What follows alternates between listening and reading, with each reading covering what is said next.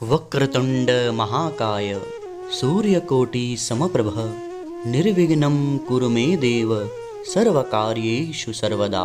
मनुष्य को ऐसी शंका नहीं करनी चाहिए कि मेरा पाप कम था पर दंड अधिक भोगना पड़ा, अथवा मैंने पाप तो किया नहीं पर दंड मुझे मिल गया।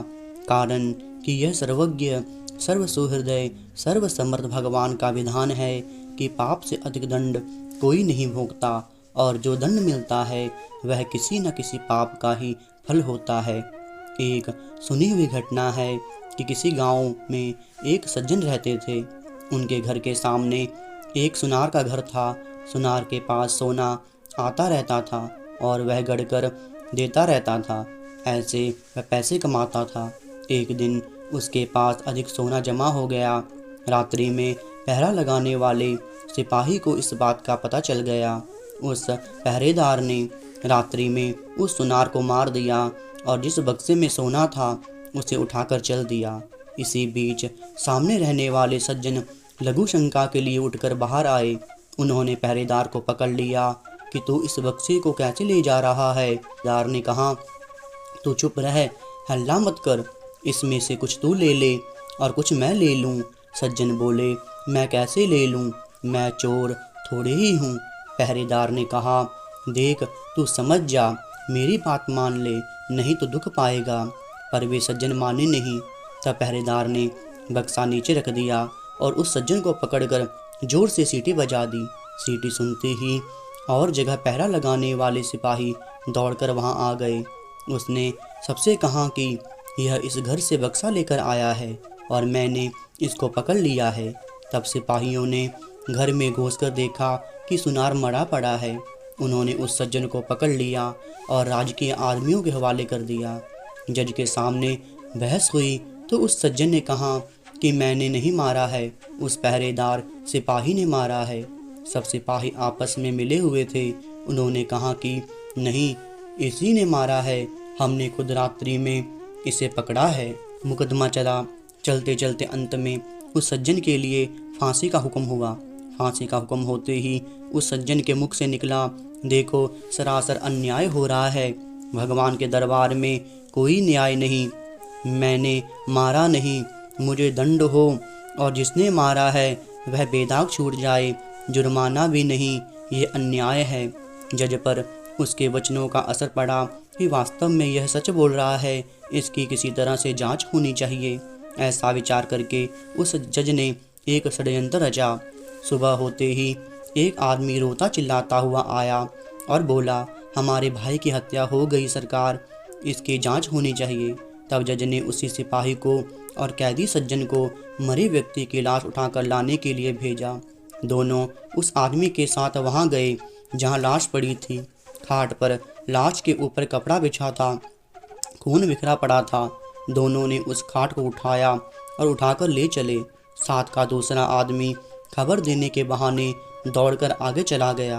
तब चलते चलते सिपाही ने कैदी से कहा, देख उस दिन तू मेरी बात मान लेता तो सोना मिल जाता और फांसी भी नहीं होती, अब देख लिया सच्चाई का फल।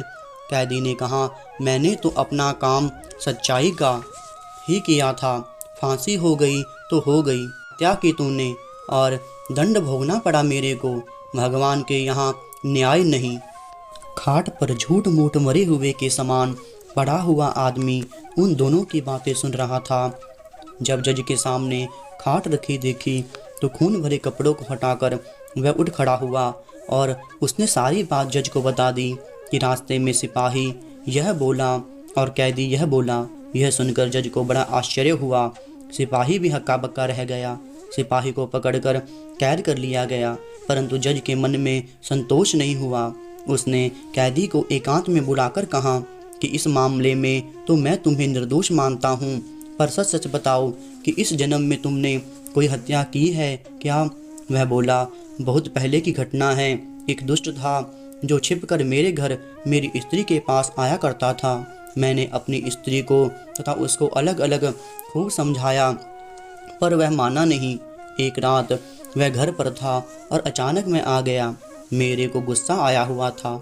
मैंने तलवार से उसका गला काट दिया और घर के पीछे जो नदी है उसमें फेंक दिया। इस घटना का किसी को पता नहीं लगा। यह सुनकर जज बोला, तुम्हारी को इस समय फांसी होगी ही। मैंने भी सोचा कि मैंने किसी से घूस नहीं खाई, कभी बेईमानी नहीं की, फिर मेरे हाथ से इसके लिए फांसी का हुक्म लिखा कैसे गया। अब संतोष हुआ, उसी पाप का फल तुम्हें यह भोगना पड़ेगा। सिपाही को अलग फांसी होगी। उस सज्जन ने चोर सिपाही को पकड़कर अपने कर्तव्य का पालन किया था, फिर उसको जो दंड मिला है वह उसके कर्तव्य पालन का फल नहीं है, प्रत्युत उसने बहुत पहले जो हत्या की थी उस हत्या का फल है। कारण कि मनुष्य को अपनी रक्षा करने का अधिकार है, मारने का अधिकार नहीं। मारने का अधिकार रक्षक क्षत्रिय का, राजा का है।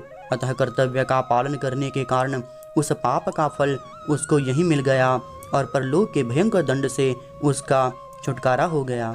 कारण कि इस लोक में जो दंड भोग लिया जाता है उसका थोड़े में ही छुटकारा हो जाता है, थोड़े में ही शुद्धि हो जाती है, नहीं तो परलोक में बड़ा भयंकर दंड भोगना पड़ता है।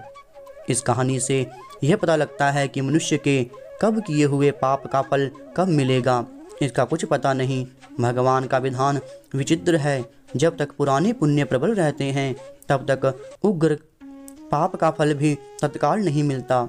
जब पुराने पुण्य खत्म होते हैं तब उस पाप की बारी आती है।